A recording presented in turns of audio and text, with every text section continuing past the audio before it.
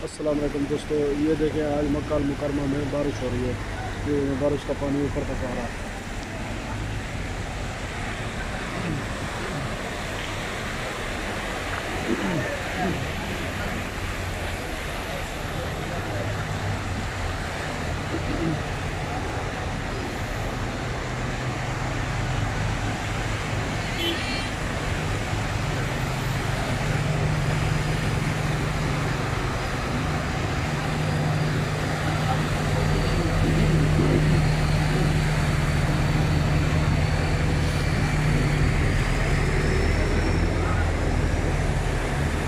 मक्का अल मुकरमा से जा रहा है। ये खिलाफ है। ये देखो कितना बारिश हो रही है शदीद।